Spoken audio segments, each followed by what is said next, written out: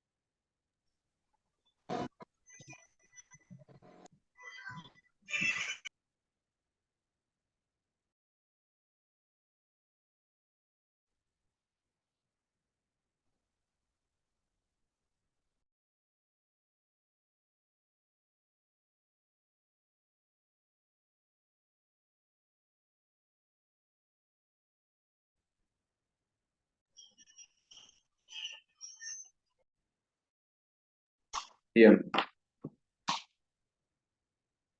Muy bien. Entonces, vamos con esa presentación.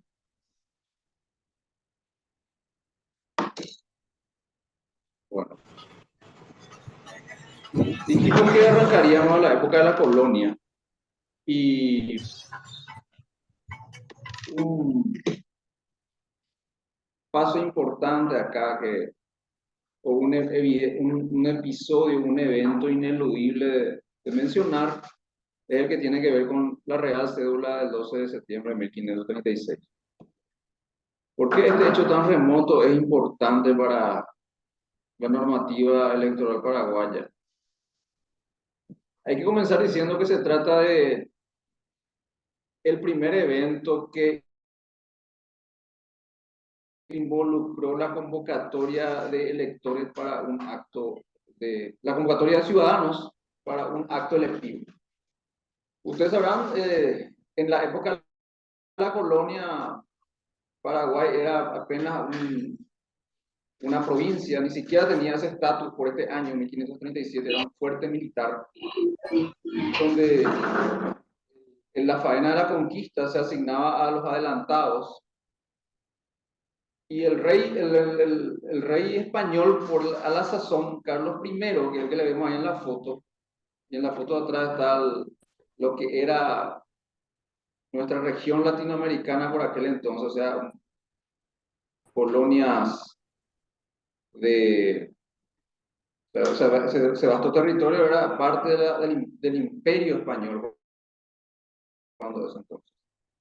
Entonces decía esta real cédula, fechada ahí como la vemos, 12 de septiembre de 1536, que si el adelantado Pedro de Mendoza, el primer adelantado del Río de la Plata, sabemos, no hubiese designado sucesor, o si hubiese designado y este sustituto falleciere, se convocaría al cuerpo de ciudadanos de la provincia y estos elegirían sucesor de acuerdo a lo que leal y convenientemente piensen ellos que le corresponde a la persona que, de acuerdo a su leal saber y comprender, sea el indicado. Palabras más, palabras menos, eso es lo que dice la Real Cédula de 1536.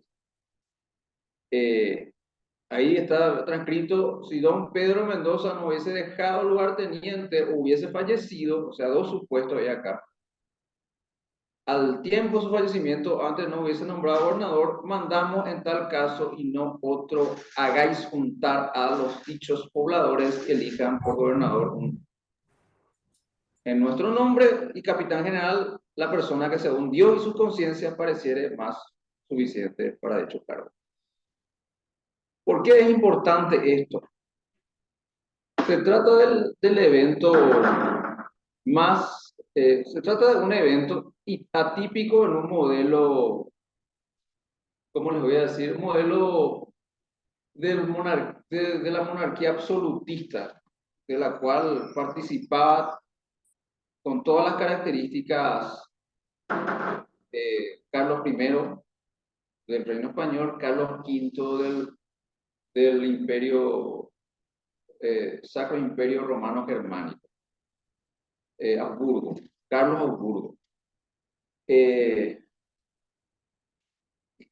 Sabrán ustedes, en una monarquía absolutista, la apelación a lo que pensaban los súbditos era totalmente atípica. Todas las decisiones importantes, como la designación de funcionarios o la toma de políticas públicas, la realizaba el rey. Reunía él en su persona todas estas facultades y delegar algo, como por lo mejor posiblemente más por una cuestión práctica que por un reconocimiento de derecho de la gente, era lo que obligó a esta salida democrática, que más que nada, reitero, antes que ser un reconocimiento a la bondad de la democracia, más que nada era una cuestión práctica, porque ustedes sabrán, ellos estaban alejados, las comunicaciones eran difíciles, entonces una cuestión práctica era ya dejar que los súbditos que residían en esta comarca sean lo que decían a los súbditos. Bueno, tuvo varias aplicaciones, varias veces se aplicó la Real Cédula, pero la más relevante de todas fue en 1558, cuando murió el gobernador a la sazón, Gonzalo de Mendoza, murió intempestivamente y sin designar sucesor, que son las condiciones en las cuales se establece que entra a operar este dispositivo previsto en la cédula. Entonces se convocó a 350 pobladores de la ciudad de Asunción un 25 de julio de 1558 y se dio lugar a un evento electoral.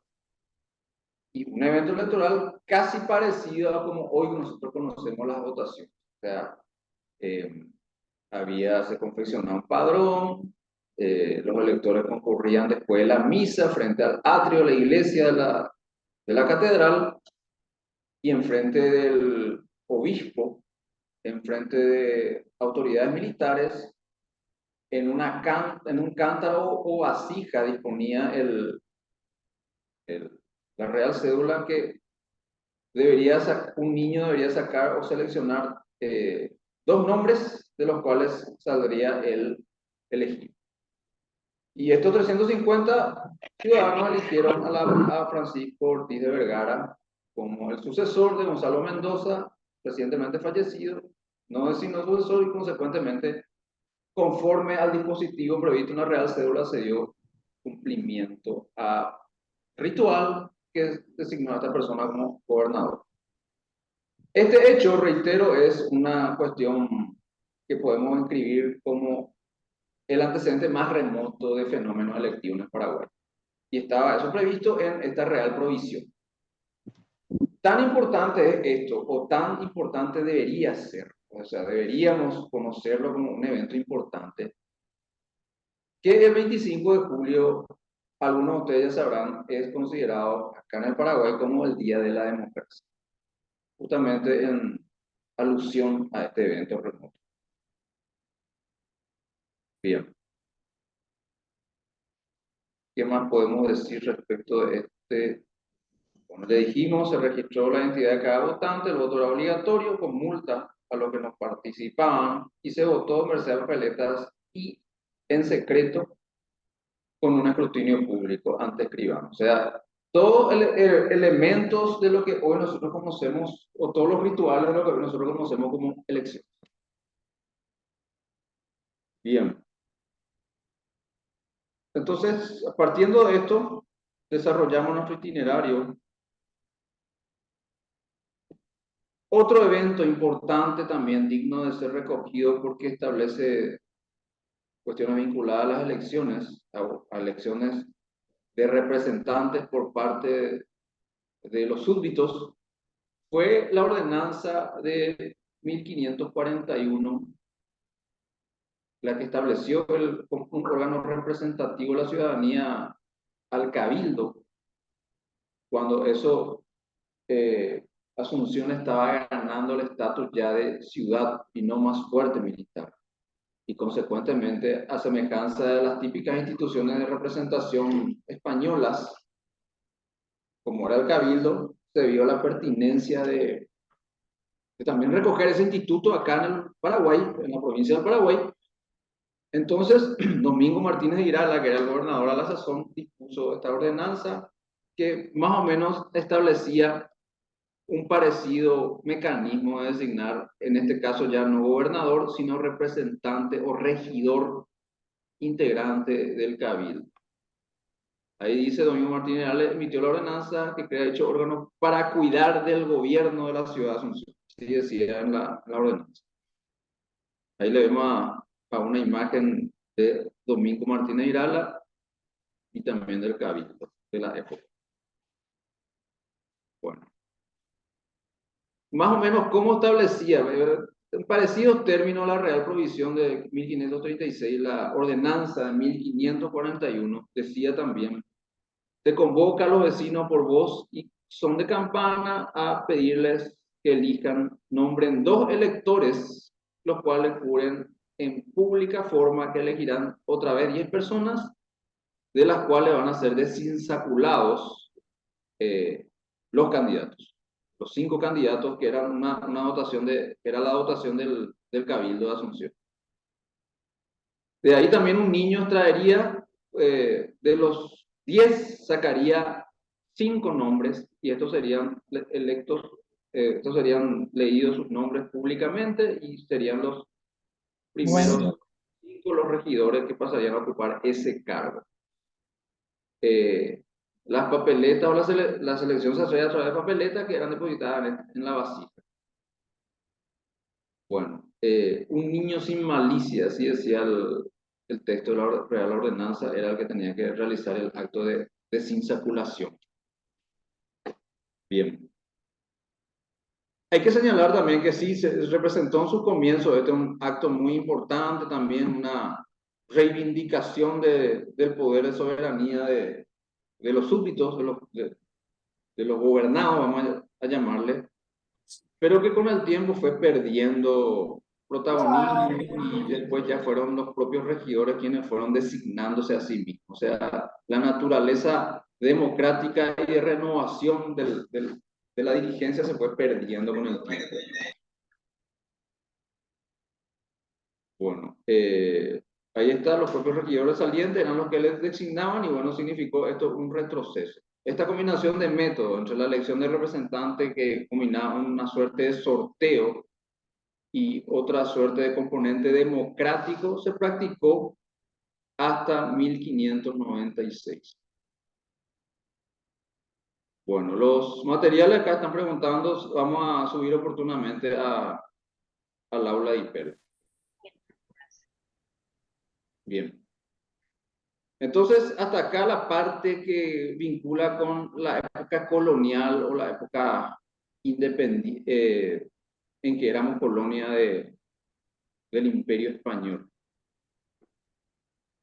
Instituciones propiamente medievales que se aplicaban en la España del medioevo fueron traídas acá y ocasionalmente implementadas. Bueno, avanzamos entonces hacia un evento ya de la era independiente del Paraguay, que es el primer Congreso Ciudadano de 1811. Acá esto ustedes ya lo intuirán, se produjo este primer Congreso en el marco de la independencia del Paraguay de la colonia, de la independencia del Imperio Español, en donde con motivo de este golpe militar que no llegó a concretarse, los próceres convocados en Congreso, ellos más gente designada por los estamentos existentes, o sea, estamos hablando de notables, de hacendados, comerciantes, profesionales de la ciudad y las villas, todos ellos designaban representantes que comparezcan a este primer Congreso de 1808. O sea, fue a un mes del acto independentista del 14 y 15 de mayo, y era muy importante esta reunión primera de representantes porque se necesitaba expedir una respuesta y un pronunciamiento a la Junta de Buenos Aires, o sea, en el sentido de que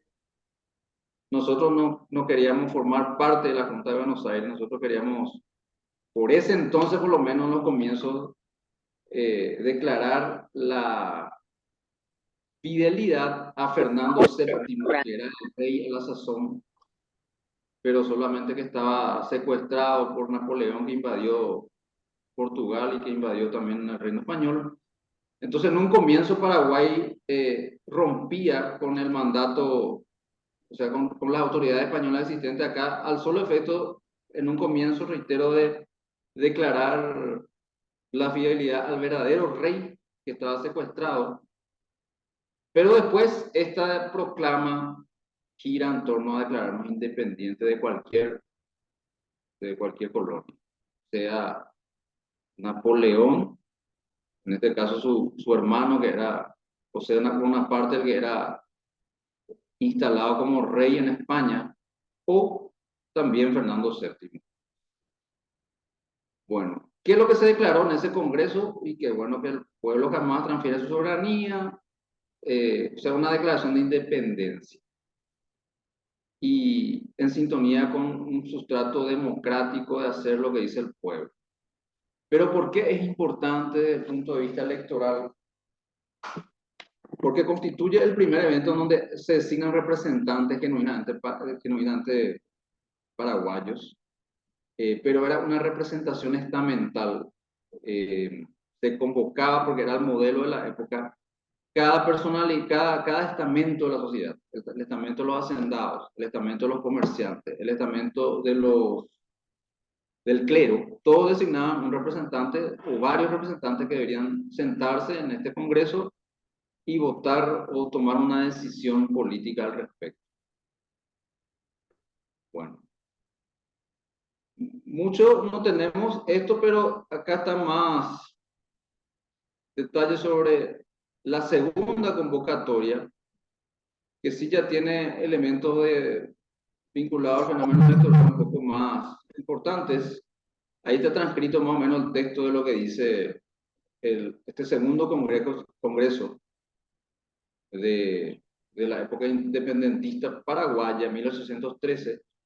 A todos los ciudadanos de cualquier estado se les convoca, a todos los ciudadanos de cualquier estado, clase o condición, que sean la vez primera en que todos generalmente entran al inestimable gozo de sus derechos inmutables, sufragando el nombramiento de los mismos, señalando por una justa proporción de poblaciones y habitantes donde se reuniese a tratar los grandes intereses del Estado. Bueno, acá pongo yo énfasis y destaque en esa frase justa proporción de poblaciones y habitantes, que significa ya una suerte de clave de representación entre cuántos, conforme a la cantidad de habitantes, cuántos representantes uno puede designar. O sea, eso es por primera vez se menciona en este segundo congreso de 1813. La convicción entonces de que el número de representantes esté acorde al número de habitantes se puede intuir de esta frase de la declaración de la proclama de este segundo congreso de 1813, 2 años después de la independencia. Acá una vez más también, como dato anecdótico, ya sabemos que es así, se reafirma la voluntad paraguaya de no estar sujeta más a la decisión de alguna metrópoli, sino la firme convicción de manejarnos nosotros por nuestros propios medios, por autoridades radicadas en esta parcela del territorio latinoamericano.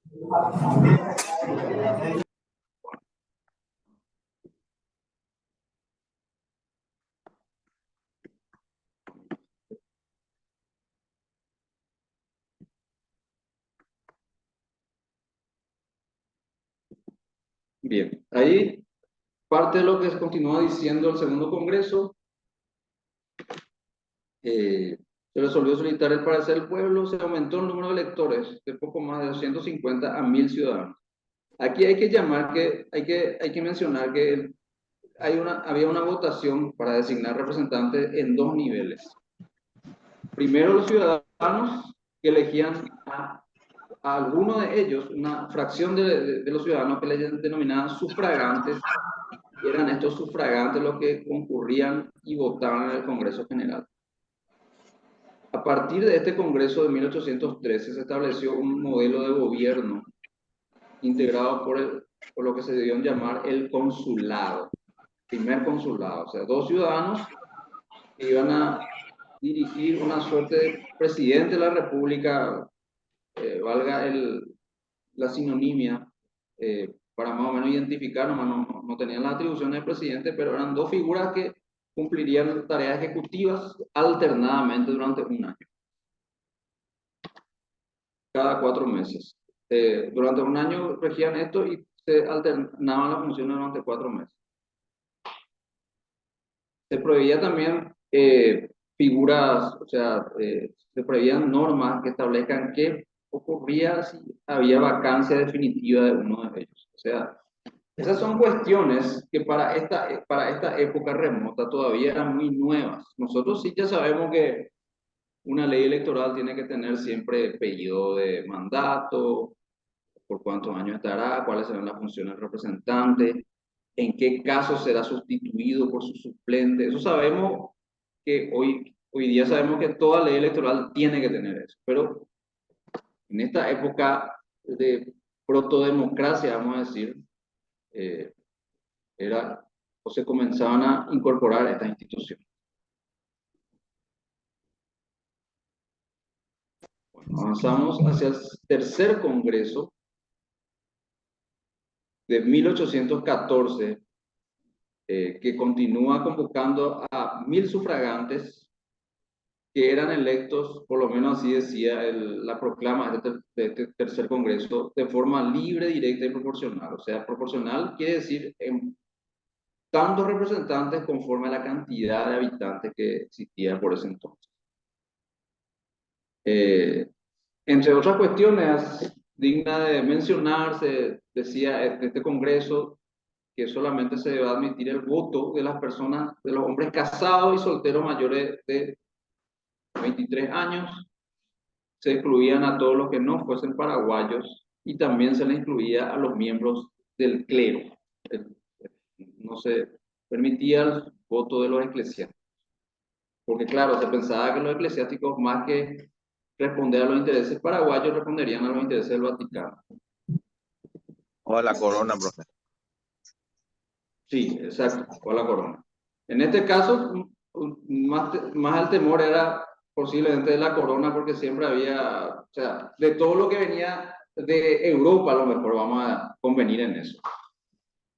Bueno, se resuelve que el gobierno de la provincia va a quedar se instala la dictadura provisional del doctor José Gaspar Rodríguez de Francia, que tendría el título de dictador supremo por 5 años.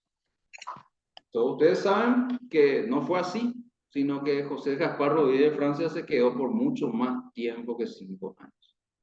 De hecho, fue declarado después como dictadura perpetua. Antes que temporal, perpetua, con lo que se desnaturaliza el instituto genuinamente romano, porque la dictadura es un instituto que viene de la época romana. Se pensó, ya los romanos pensaban como un instituto temporal para salvar situaciones de crisis de la república. O sea, el dictador tenía que estar un tiempo nomás, solucionar todos los problemas que había de invasiones, de conmoción interior dentro del imperio o dentro de la república en este caso, y solucionado todo eso, se retiraba. Sí, se iba. Y así fue. Cincinnato, por ejemplo, se fue a su casa. Había en Roma, en la República Romana anterior al imperio, había un problema de conato de inestabilidad interior, más las invasiones de los bárbaros también siempre presentes. Cincinnato, un general romano, asumió todos los poderes del Senado inclusive, organizó la defensa exterior, organizó el arreglo interior, solucionó los conatos revolucionarios interiores, pacificó todo y se fue a su rancho. Así fue Cincinnato. Pero bueno, José Gaspar Rodríguez de Francia estaba lejos de tener esa Julio grandeza. César también fue dictador temporal de Roma. Sí, sí. Pero después se convirtió en emperador y asumió todos los poderes de por vida. Bueno, entonces, acá nosotros recogiendo, como ustedes sabrán, la república es genuinamente de origen romano y también la dictadura, y bueno, se hicieron acá, y el consulado también, todos son intentos de implementar en la naciente República Paraguaya instituciones romanas. Bueno, y así vamos llegando a la Ley de Administración de la República del Paraguay de 1844. Para muchos autorizados constituyentes compatriotas, se trata de la primera constitución del Paraguay. Pero no hay una opinión pacífica en esto. El profesor Lescano Claudio, por ejemplo, dice en su obra de Derecho Constitucional que no tiene el estatus de constitución todavía porque no tiene una proclamación de derechos, no tiene una parte dogmática y tampoco tiene un preámbulo. Y esto no era otra cosa que establecer cómo se organizaría la República en esos nacientes años de 1844. O sea, quiénes serían las autoridades, cómo se las elegiría, por cuánto tiempo, que eran aspectos muy importantes para establecer las reglas del juego. Bueno, esta ley de administración del Paraguay se la fue dictada en el marco de un quinto congreso posterior a la muerte del dictador y restablece nuevamente la figura del consulado. Este segundo consulado estará integrado por Carlos Antonio López y Mariano Roque Alonso. Estuvo un tiempo vigente, interín, su funcionamiento es que se estableció esta ley que reglamenta la administración del Paraguay y que es lo que disponía en apretada síntesis este reglamento 1844. Un rudimento de división de poderes donde habría un ejecutivo, un ejecutivo que lo iba a ocupar un ciudadano denominado presidente de la República, o sea, ya se ascribía acá al modelo presidencialista norteamericano, y también se establecía lo que sería el Congreso. Y decimos nosotros que es un rudimento de división de poderes porque estaba omitido totalmente el Poder Judicial, que es lo que nosotros conocemos hoy como la triple división del poder en una república, y en una república y en las monarquías constitucionales también. el Poder Ejecutivo, el Poder Legislativo, el Poder Judicial. O sea, estaba omitido acá una importante función que era el Poder Judicial. El presidente de la República sería electo por pluralidad de sufragio, o sea, quiere decir por mayoría simple, por un periodo de 10 años. Y en cuanto al Congreso, lo único que decía es que se los elegiría a ellos en la forma hasta aquí acostumbrada, así decía el artículo 1 de este reglamento.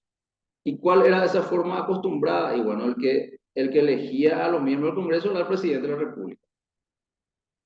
Y a su vez, en otra parte del reglamento decía que el Congreso es el que nombra al presidente de la República. O sea, y esto fue lo que criticó Juan Bautista Alberdi en sus bases constitucionales, una obra de la época, sobre el modelo propuesto por esta ley de administración del Paraguay. O sea, dos poderes que se crean y se alimentan recíprocamente, más o menos así decía la crítica de Alberdi. O sea, el presidente de la República electo por el Congreso y el Congreso a su vez electo por el presidente de la República. O sea, una cuestión de sin sentido. Bueno, este reglamento significó la asunción del primer presidente constitucional de Paraguay, Carlos Antonio López, ustedes ya lo saben. El 16 de marzo de 1844. Y así él fue presidente por 10 años. Se le renovó su mandato, pero él aceptó 2 años más nomás estar ya. Hasta que vino una reforma de esta ley a los efectos de que se pueda establecer que el presidente podía designar quién lo sucedería o quién sería su vicepresidente.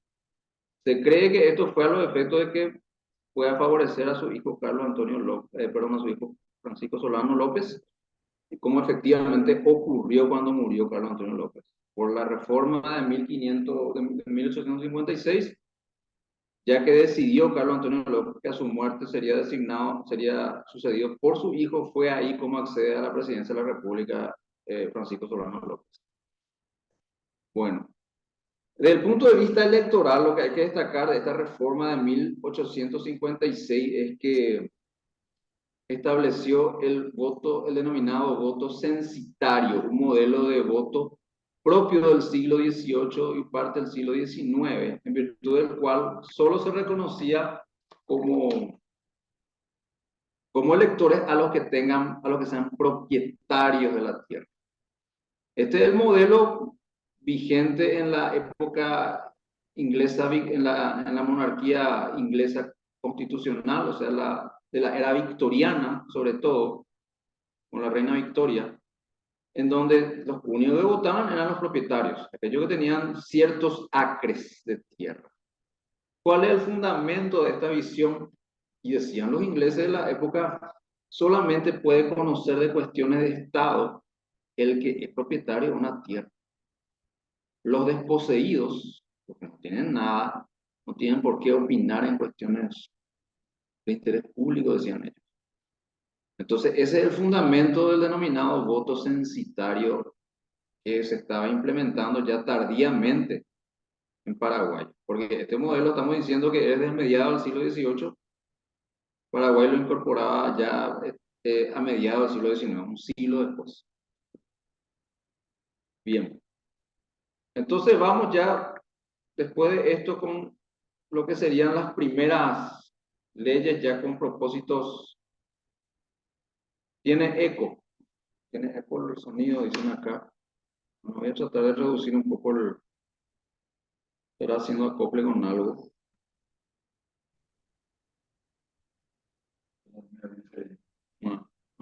Bueno. A ver si la parte técnica puede solucionar el problema del eco que están diciendo los asistentes. Bueno, seguimos adelante. Bueno, ustedes saben, después vino la Guerra Grande, con funestas consecuencias para el Paraguay. Sabemos cómo nos quedamos después de esa guerra. El Paraguay estaba virtualmente destruido. Se escucha perfecto, me alegro. Bueno. Paraguay está destruido después de 1870. Teníamos nosotros que comenzar nuestra reconstrucción piedra por piedra de todo edificio destruido y las instituciones también destruidas. Entonces, por supuesto, de mucho interés del imperio brasileño de que nosotros de que no desaparezca el Paraguay, sino que se tenga que reincorporar y que sirva de una suerte de estado tapón con la Confederación Argentina. Entonces ayudaron más o menos acá, estuvieron ocupados y tanto las tropas brasileñas como argentinas, los gobiernos ambos vencedores de la Gran Guerra, de alguna manera propiciaron el levantamiento de las instituciones para que Paraguay pueda permanecer como nación. Bueno, entonces se propició la organización de un padrón electoral allá por abril, a un mes ya de que terminó la guerra, de un padrón de ciudadanos del país, de los pocos que quedaron, de los pocos varones que quedaron, porque sabrán ustedes, en ese tiempo solamente votaban los varones, el voto femenino era impensable por esta época, Profe, por lo menos acá en Paraguay. Entonces se vio la necesidad de organizar un padrón. ¿Para qué? Para elegir ciudadanos convencionales que puedan votar una constitución política paraguaya. Bueno, profe, se organizó entonces 3 secciones. Sí, adelante. al fallecer el mariscal Sánchez, o sea, vicepresidente Sánchez era el vice, creo, ¿verdad? Y ¿cómo se hace esa asunción? ¿Automáticamente nomás o ahí existe algo electoral en eso? Sí, a eso vamos. Bueno, se formó un triunvirato. Se formó un triunvirato que estaba integrado por Silvio Antonio Rivarola, Díaz de Bedoya, no me acuerdo su nombre, había un tercero, no lo estoy recordando, que provisionalmente administrarían el país. Pero el evento que yo quiero describir es que por primera vez después de la guerra se ve la necesidad de organizar un padrón cívico. Y entonces se convoca a todos los ciudadanos a inscribirse a ese propósito en las 3 secciones de Asunción y del interior también. Había 3 secciones cuando eso, de acuerdo a las parroquias más importantes de Asunción, Encarnación, San Roque y Catedral, y en un breve plazo de 15 días, que era posible en esta época, porque bueno, no había muchos habitantes, se ordenaba la confección de este registro. Esto a los efectos de designar ciudadano convencional que se siente y vote una nueva constitución política que en definitiva sería la primera constitución paraguaya de 1870. Bueno, se forma una junta inscriptora integrada por el juez de paz y 2 ciudadanos, quienes elegirían 6 ciudadanos o 6 individuos a su vez para integrar esta junta de electores. Se establecía que el ciudadano hábil mayor de 17 años que tendría derecho al voto, y se ordenaba que la inscripción sea con el verdadero nombre, sin nombre supuesto, y había multa para los que no se inscribían de 200 pesos fuertes o 2 meses de prisión. O sea, ¿por qué yo destaco estos puntos? Ustedes sabrán que ya nosotros en mirada retrospectiva, nosotros vemos que, bueno, estas son cosas que hoy están en nuestras leyes electorales. O sea, ¿quién es considerado ciudadano elector? ¿Con cuántos años uno es considerado ciudadano elector? ¿Cómo se organiza el registro? Hay conductas que están prohibidas. ¿Cuáles son sus sanciones? Todas esas son cosas para nosotros ya normales en una ley electoral, pero para esta época no.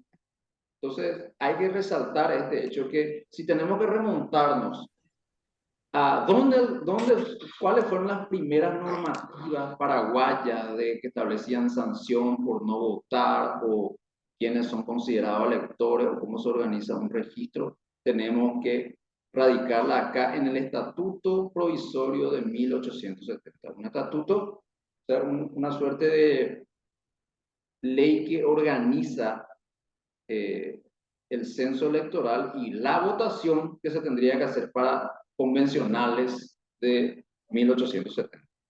O sea que ahí ya se establece la multa, profe. De ahí Sí, sí. ya vienen las multas. Así es. La multa, como está viendo, o 2 meses de prisión inclusive, alternativamente. Este es el antecedente nacional remoto, el más remoto que yo he podido encontrar sobre esta materia. Estatuto Electoral Provisorio de 1870. Bueno, vamos con más antecedentes. Después a este estatuto sucedió, después se votó, ¿verdad? Se organizó el acto electoral de elección de convencionales, fueron electos creo que 80 convencionales más o menos, y se votó y se sancionó la Carta Magna de 1870, que estableció una república presidencialista. La mayoría de las disposiciones establecía cuestiones vinculantes a un modelo presidencial. La mayoría de las disposiciones inspiradas en la Constitución Argentina de 1853, que a su vez, esta Constitución Argentina también estaba inspirada en la Constitución de Cádiz, lo que hoy es España, de 1812. O sea, más o menos para establecer la genealogía de nuestra primera Constitución.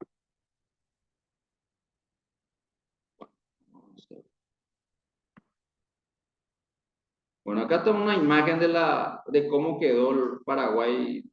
Me parece lo más importante que miremos detenidamente esta imagen. Imagínense, Paraguay era un inmenso arenal, ¿no? Los edificios públicos destruidos. Acá se conserva más o menos la estación del ferrocarril. Allá a lo lejos está izada la bandera del Imperio del Brasil. O sea, Paraguay, con la cabeza contra el piso por las botas brasileñas. Así nos organizamos nosotros para votar esa primera constitución política de 1870. Y bueno, en un escenario como este, por supuesto que ustedes podemos hacernos nosotros la idea de que no habrá sido tan pacífico el acto electoral. De hecho, si ustedes leen testimonios de la época, por ejemplo, en el libro de Gómez Freire Esteves, están algunos datos que hacen a que muchos se votaron en varias parroquias de Asunción y del interior de la campaña, así lo decía el estatuto electoral, y en varios de ellos no llegaron los resultados electorales. Y bueno, disponía ya previamente que se podrá establecerlo con el 90%, con que arriba del 90% de los resultados ya se podía declarar quiénes eran convencionales. Justamente pensando en que habría desórdenes, habría problemas, no llegaría toda la información. Bueno. Y acá está la Constitución de 1870, la que fue votada por estos convencionales electos en ese evento, que creo que fue en septiembre, no me estoy acordando bien el mes, pero fue en septiembre de ese fatídico año 1870 en que terminó la Guerra Grande. Y esta Constitución, la primera, estamos señalando, tiene dos disposiciones relevantes desde el punto de vista electoral. O sea, solamente dos normas aluden a lo que es el tema electoral. La primera, artículo 27, dice: es inviolable la ley electoral del ciudadano y se prohíbe al presidente y sus ministros toda injerencia en elecciones populares.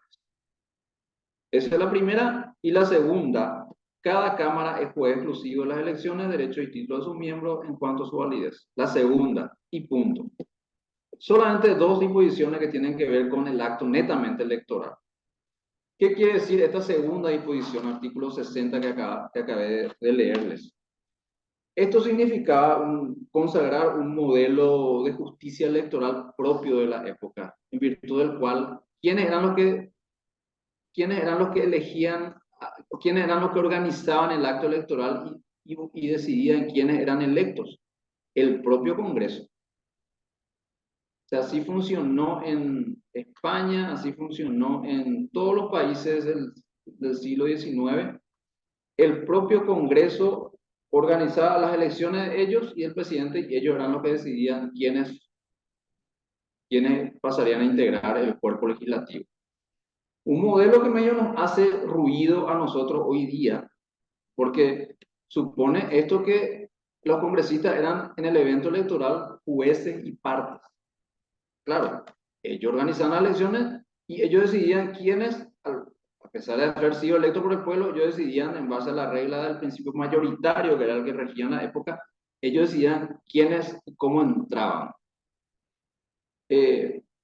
Ocurre porque este modelo contencioso político se llama, o sea, el modelo de que un órgano político y no judicial sea el que decida quiénes eran electos, se origina en Francia y también en Inglaterra en el siglo XVIII.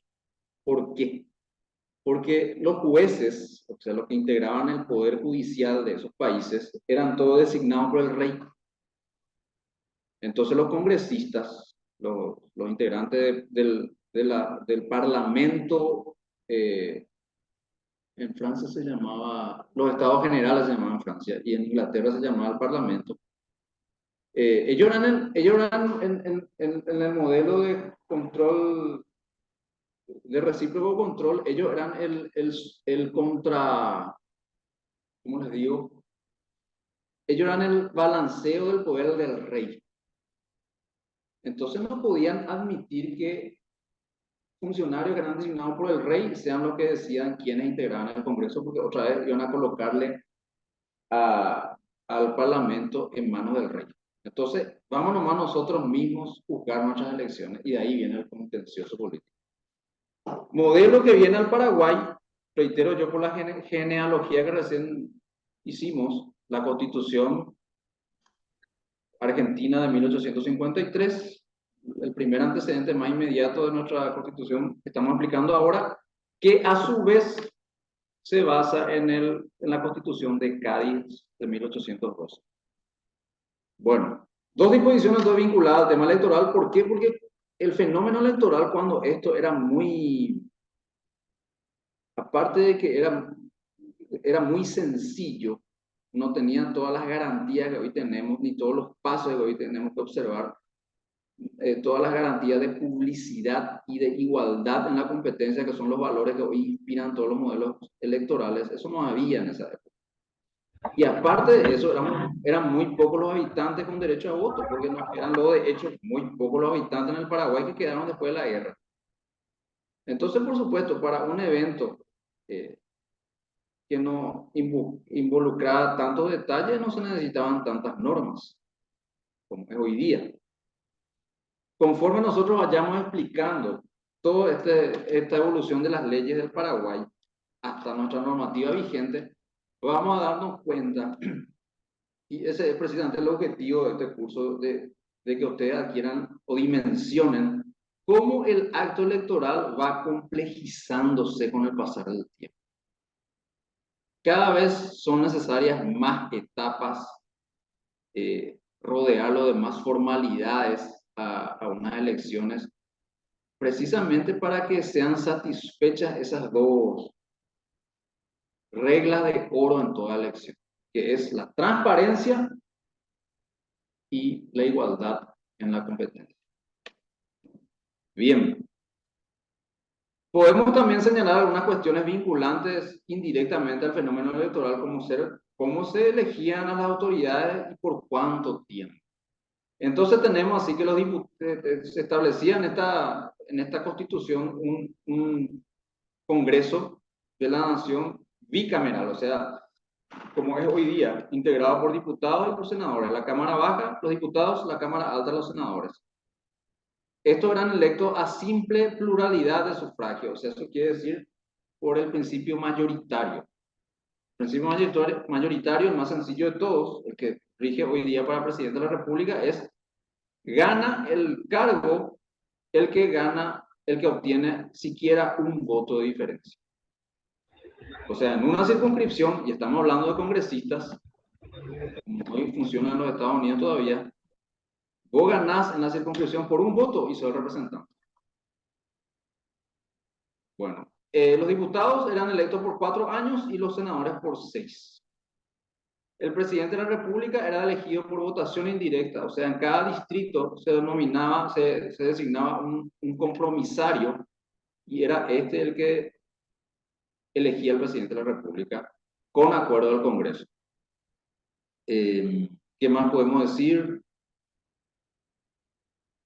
Se presentaban las listas en forma abierta, el presidente del Senado, que era el que realizaba el escrutinio y designaba quiénes eran los 4 primeros que, o sea, quiénes eran los candidatos que obtenían la mayor cantidad de votos para ser electos como representantes. Bueno, el presidente de la República sí tenía una mayoría calificada para ser electo, las 2/3 partes de los votantes era lo que se necesitaba para lograr ser electo. Si no se obtenía esta mayoría calificada, entonces el Congreso era el que elegía presidente y vicepresidente de la República dentro de los 2 candidatos más votados. De hecho, esto fue algo que se realizó ya en el mismo acto de votación de la Constitución vigente. Y, si no me equivoco, fue electo ahí Cirilo Antonio Rivarola como el primer presidente constitucional después de esta época. Que le ganó a otro congresista que creo que era Cayo Miltos, si no me equivoco. Bueno, entonces, en breves lineamientos, el material vamos a ir progresivamente subiendo a la plataforma para que accedan, sin problema. Bueno, seguimos entonces con la evolución. Otro antecedente después de este estatuto provisorio, en virtud del cual se votó la Constitución Nacional de 1870, fue la Ley de Elecciones de 1870. O sea, ¿recuerdan ustedes la primera normativa que vimos, el estatuto provisorio? Bueno, ese estatuto dejó de ser provisorio para convertirse en definitivo, y lo único que se hizo acá fue mejorar un poquitito más algunas disposiciones de ese estatuto provisorio para convertirlo en esta primera ley electoral, Ley de Elecciones de 1870. Era una ley corta, como verán, con 9 capítulos, 62 artículos, todo basado en el estatuto provisorio que ya describimos. Se ordenó, por virtud de esta ley, se ordenó un nuevo empadronamiento de ciudadanos, o sea, una nueva integración. Acá no hay que perder de vista que no había un padrón, un registro cívico permanente, como hoy conocemos. O sea, los registros cívicos se hacían o sea, para una elección se convocaba a los ciudadanos para que voten. Terminaba esa elección, se dejaba sin efecto ese padrón, venía otra elección, se volvía a convocar a los ciudadanos para esa elección a constituir un nuevo padrón. Ese era el modelo de la época, en todas partes y también acá en Paraguay.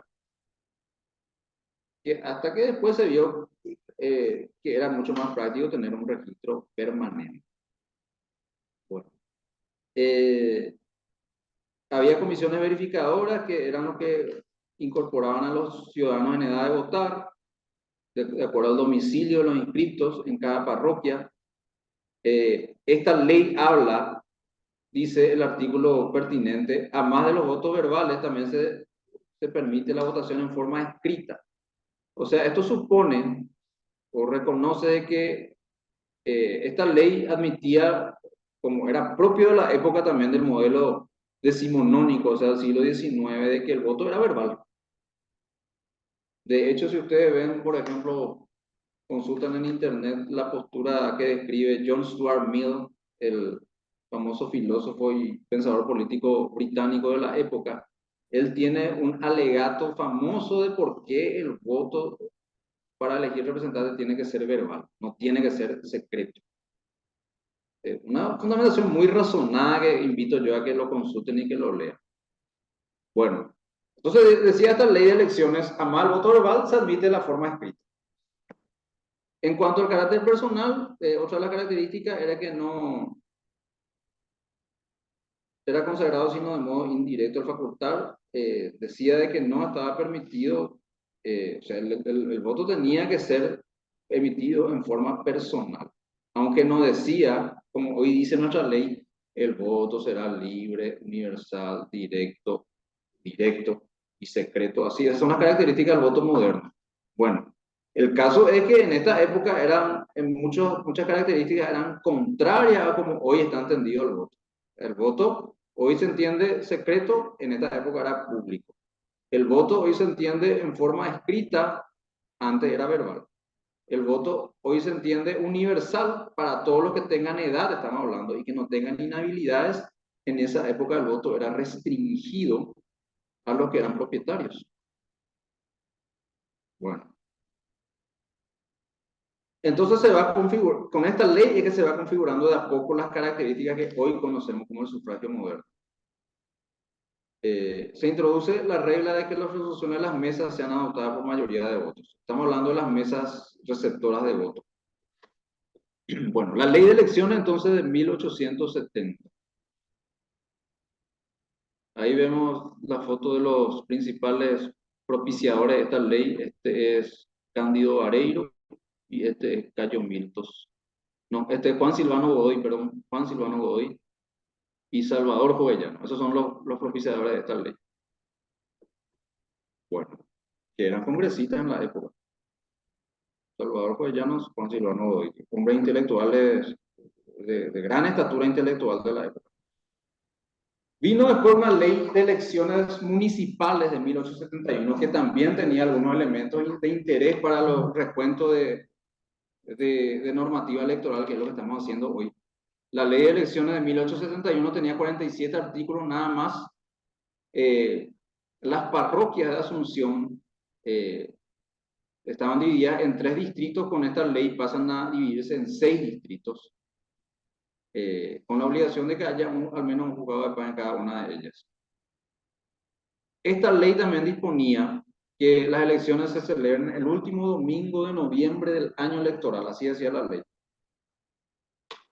El artículo 14 prescribe que los miembros deban contar con 22 años, o sea, las autoridades municipales, para ser electos. O sea, es una cuestión que hoy otra vez, así con una reciente ley que salió el año pasado que establece esta edad para los concejales municipales. Y se prevé la renovación por mitad de los electos como concejales, o sea, pasado un tiempo la mitad de ellos debían ser electos de vuelta. Los suplentes eran llamados por su orden para cubrir la vacancia de sus titulares.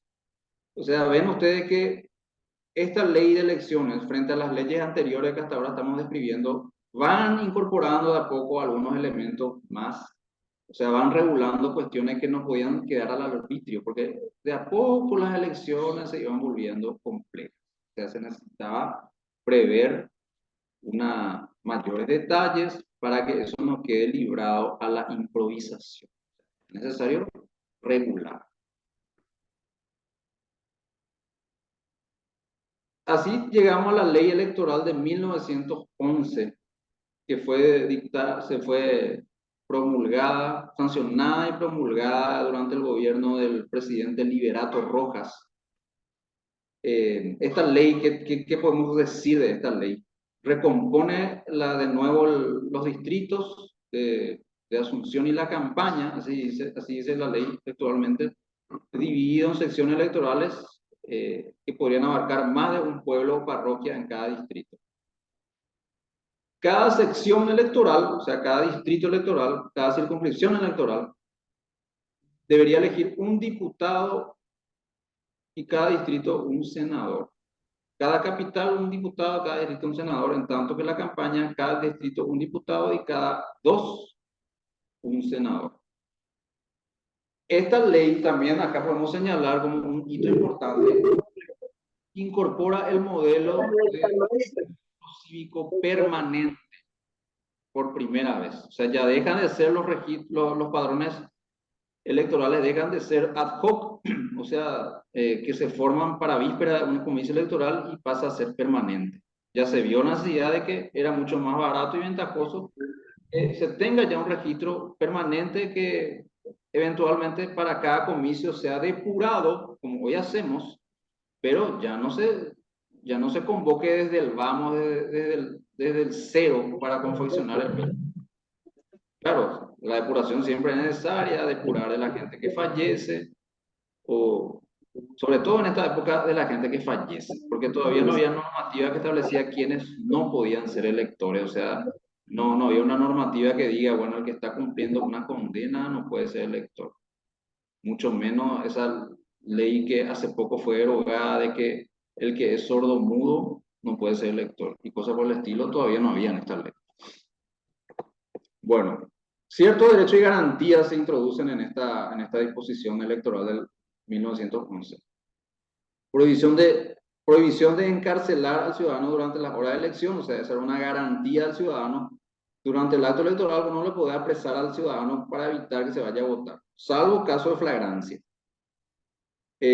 Prohibición a los funcionarios de imponer a sus subalternos que voten por alguien. Eso también estaba consagrado en la ley. El deber de permitir al empleado de que se vaya a votar, claro.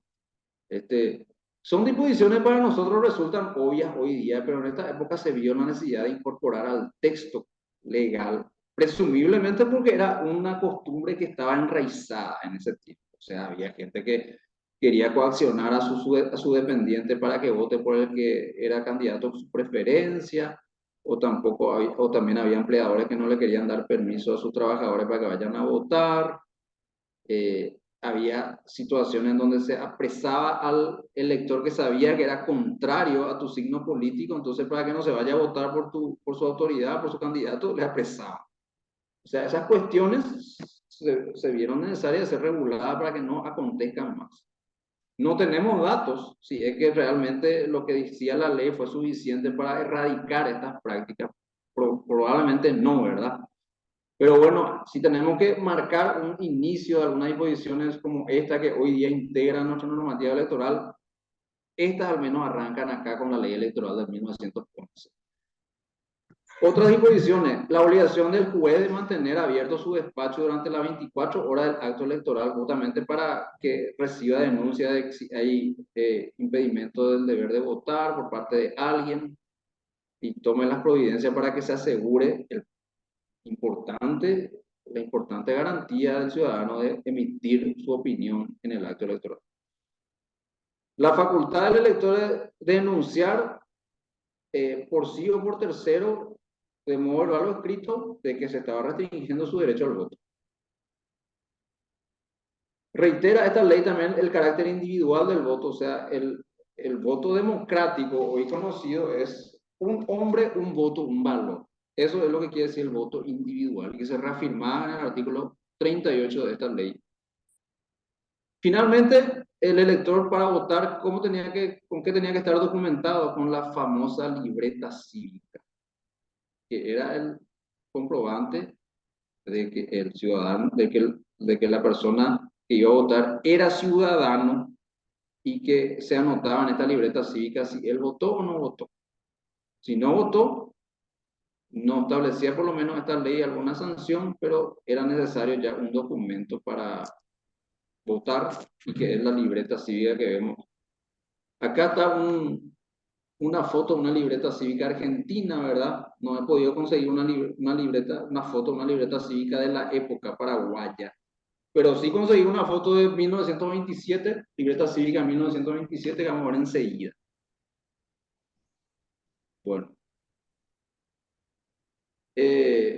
Más disposiciones de esta ley de 1911 que son de interés electoral. Se admite el voto de los vecinos de la sección, o sea, nadie puede votar que no esté inscrito en esa sección electoral. Constituye carga pública cumplir las disposiciones de la ley. Es obligatorio presentar la libreta cívica más un papel en blanco para poder votar. Los resultados se tienen que registrar en actas. Se dan cuenta cómo estas cuestiones para hoy resultan obvias para nosotros. Se dan ustedes cuenta que en las anteriores leyes a esta nada decía. Todo era fruto de la práctica, lo cual ocasionaba en muchos casos seguramente desentendimientos. Y consecuentemente la ley dijo, bueno, vamos a regular de una manera para que haya un nivel de acatamiento uniforme. De qué es lo que se tiene que hacer en las elecciones. Entonces de ahí vienen la obligación de exhibir libreta cívica, de que tiene que llevar un papel en blanco para consignar ahí de su puño y letra cuál era su candidato y depositar eso en la urna. Los resultados se tienen que consignar en actas.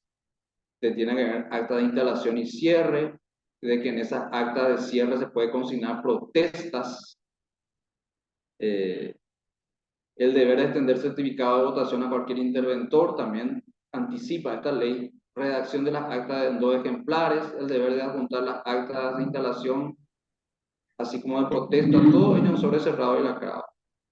O sea, cuestiones que antes no estaban normadas, reitero, esto acá comienzan a ser incorporadas al texto legal. Buenas Después, tardes. Hola, sí, profe, ¿qué tal? bien, ¿y vos? Yo soy Guillermina. Hola. Quiero hacerle una consulta, más bien tengo una duda con respecto a los 3 miembros de mesa, si siempre existieron desde las primeras elecciones y quiénes fueron los que propusieron a esos miembros de mesa en el caso de que hayan existido siempre, ¿verdad? Sí, buena pregunta. Bien, antes, vamos a ver enseguida, eso acá creo que no está todavía, pero más adelante se establece que por este tiempo eran 5 los miembros de mesa. Se llamaban junta receptora de votos, no mesa receptora de votos, junta receptora de votos, y eran designados por el juez de paz y 2 interventores más, que 2 ciudadanos de la comarca, del distrito, vamos a decir, que elegían estos miembros de mesa. Creo que después de esta ley, si no me equivoco, enseguida vamos a ver eso, se uniformizó en el número de 3. 5 más 2 suplentes creo que era. Vamos a ver enseguida eso. Por acá hay hasta ese dato. No te apresures. Bueno, capítulo 10. Reproduce, había un capítulo ya bajo el título Disposiciones Penales. Ya tenía la otra ley. Acá también reproduce eso, pero con algunos detalles más. O sea, legisla esta ley en este capítulo, disposiciones penales, con un mejor criterio los delitos y sus sanciones. Las acciones para investigar y sancionar conductas penales era impulsada por el fiscal del crimen o cualquier ciudadano también podía hacer la denuncia ante el juez de primera instancia del crimen. Eso es lo que decía esta ley. O sea, como es hasta hoy día, ¿verdad? Delitos se tienen que promover ante el juez penal. Eso ya se anticipó entonces a partir de esta ley de 1911. Sí, las clases se graban. Bien. Seguimos con la siguiente ley. Ya estamos próximos a terminar lo que es la jornada de hoy. Creo que tenemos 2 leyes más por exponer y mañana completamos. Bueno, ahí está. No tuvimos reforma electoral en el Paraguay hasta 1916. Que aconteció con la llamada ley número 223, dictada bajo el gobierno del presidente Manuel Franco, presidente concepcionero de origen liberal. ¿Qué tiene de interesante esta ley frente a la normativa anterior? Porque estamos diciendo, cada ley va mejorando en algo y previendo cuestiones que a lo mejor no tenía la anterior. Solo 28 artículos tenía, pero muchas de ellas alteraban de manera sustancial el ámbito, el manejo electoral. Esta ley que dispuso una composición fija de miembros de la Cámara del Congreso a razón de 20 senadores y 40 diputados, como no era antes simplemente de acuerdo a las circunscripciones que se vayan creando, había un representante. Pero acá se establece una composición fija ya. Bueno, como fecha de elección dice que va a ser el primer domingo de marzo de cada año electoral. Y estableciendo como forma de la candidatura y de votación el sufragio de lista con voto incompleto. Ese era el modelo de presentación de candidaturas de la época. ¿Qué quiere decir esto? El sufragio de lista con voto incompleto. O sea, ya se pensó que era necesario que para un cargo pluripersonal, como es el ser miembro del Senado o de la Cámara Baja de Diputados, o tenía que presentar una lista de candidatos. Ya no más candidaturas individuales, una lista de candidatos. Cada grupo político, y en esta época ya estaban formados los partidos políticos, presentaba su lista de candidatos a razón de tantos número de candidatos. Las listas que se formaban por este tiempo no necesitaban que sean listas completas. O sea, uno tenía que presentar 20 candidatos para senadores y 20 y 40 candidatos para diputados. Voy a presentar 10, voy a presentar 6. El tema es que presentar una lista de candidatos, o sea, un grupo de candidatos. Bueno, las circunscripciones vuelven a ser modificadas para agrupar en 4 grandes departamentos. Paraguay va ensayando en todas estas primeras leyes cuál iba a ser su modelo de clave de representación. Todas las leyes cambiaban algo de esto. Bueno, para establecer la exigencia constitucional, por eso disponía la Constitución de 1870 que tenía que ser por sorteo la renovación de mitad de cada una de las cámaras. Se fijaría por sorteo, dice esta ley. Quiénes iban a pasar a retiro y los suplentes iban a pasar a integrar sus lugares. Esta ley de 1916 se inspiraba en la ley del Sáenz Peña, de la ley Sáenz Peña argentina, y de ahí traemos nosotros el voto incompleto que es propio de esta ley. ¿Qué es lo que decía la ley Sáenz Peña y reiterado por esta ley de 1916? Ahí está transcrito el artículo 9. Cuando se elija cuando vos elijas un diputado o un senador, se vota por uno. Cuando se elige 2, se vota por 2 también. Cuando se elige 3, se vota por 2. Cuando se elige 4, se vota por 3. Cuando se elige 5, se vota por 3. O sea, siempre el elector tenía una menor cantidad de votos por elegir. Eso de manera a que, supuestamente por un principio matemático que se pensaba en la época, favorecía una mejor representación, pero después fue cambiado. Bueno, acá también decía el artículo 10 de esta ley, si en una boleta se anotase más de un nombre de lo que corresponde, o sea, si vos tenés en una circunscripción 5 lugares para decidir y vos pones los 5, se le tiene por no presentado a esos 2 porque te dice que ahí solamente vos podés decidir, podés elegir 3. Y acá está el dato que preguntó Guillermina. La Junta Receptora de Votos pasa a ser denominada Mesa Receptora con esta ley de 1916 y su dotación, o sea, su número, baja de 5 a 3 miembros. Se permitía que estas mesas se instalen frente a los atrios de las iglesias, en los locales de juzgados, en las municipalidades, en los colegios, en las escuelas y demás edificios públicos que no sean residencia de Fuerzas Armadas. Bueno, por lo visto en esa época había edificios públicos donde todavía había Fuerzas Armadas. Bueno, a partir de acá, entonces, es donde se establece por vez primera lo que hoy es común en nuestro ordenamiento jurídico, en nuestra ley electoral, de que para los locales de votación siempre se prefieren edificios públicos.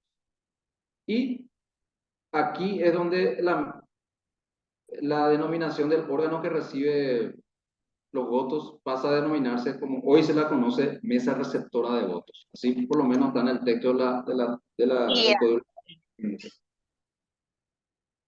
Bueno, solo podrán votar los electores que presenten el certificado de inscripción y por supuesto la libreta cívica que continúa rigiendo. Se proclaman electos a los candidatos que hayan obtenido la mayoría de votos hasta completar el número de diputados. O sea, siempre era el principio mayoritario el que decidía acá quién ganaba y quién perdía. O sea, vos podías ganar por un voto y ya eras dueño del cargo.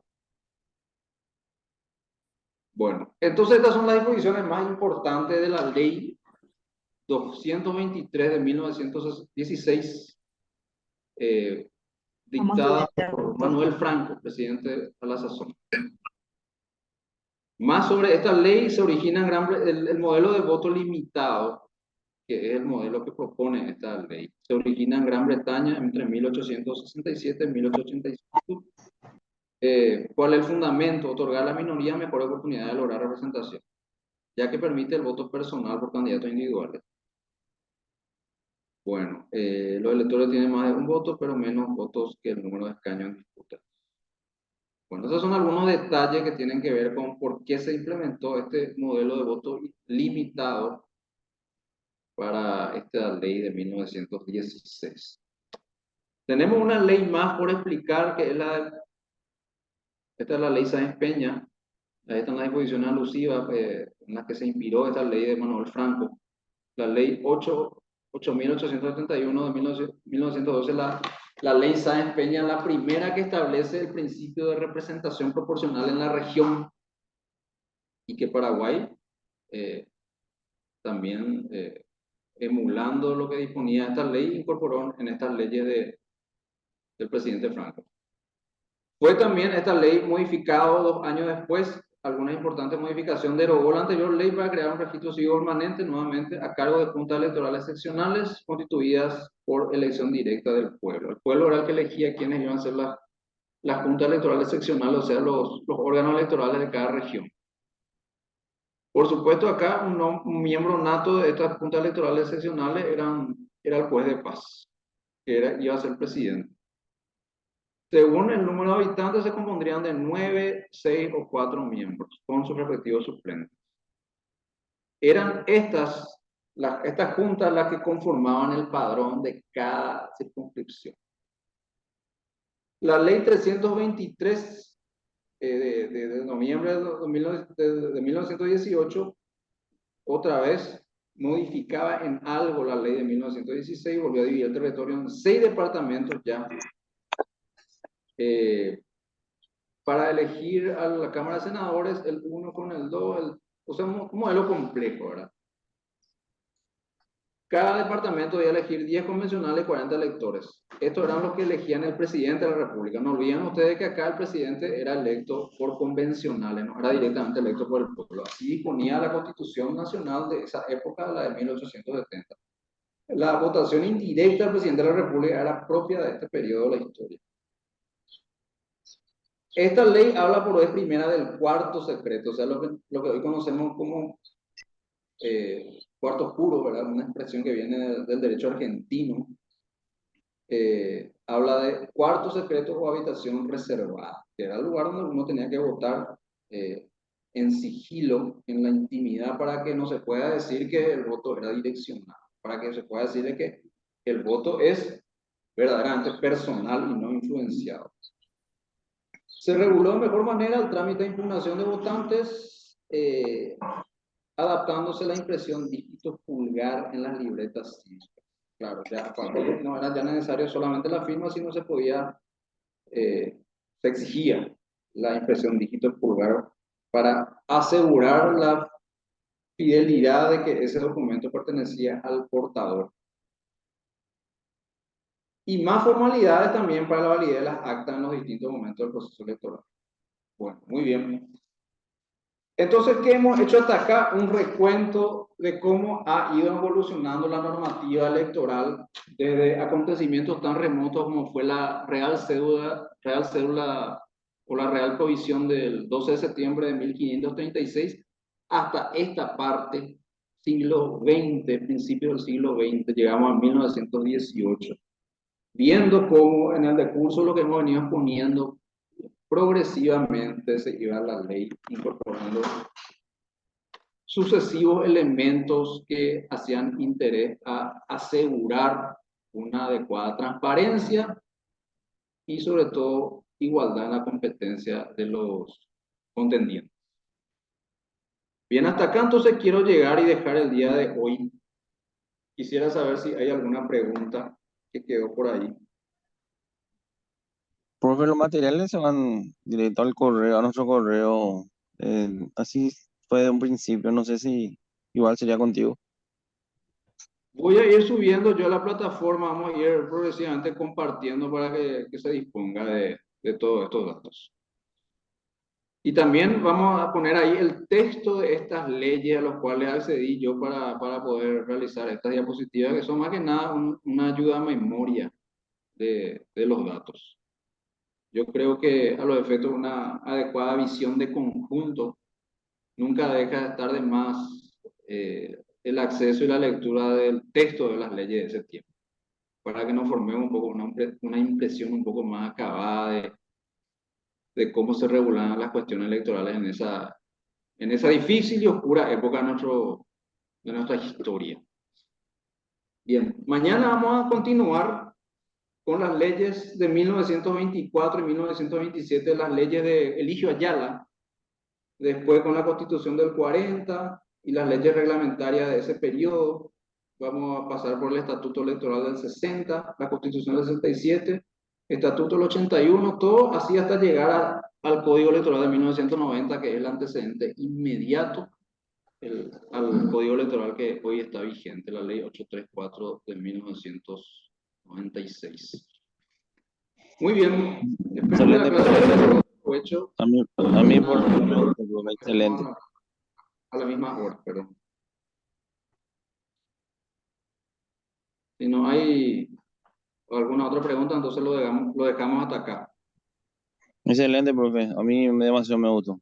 Nos vemos mañana, profe. No, mañana, me alegro. Muchas gracias, profe. Bueno, gracias a ustedes.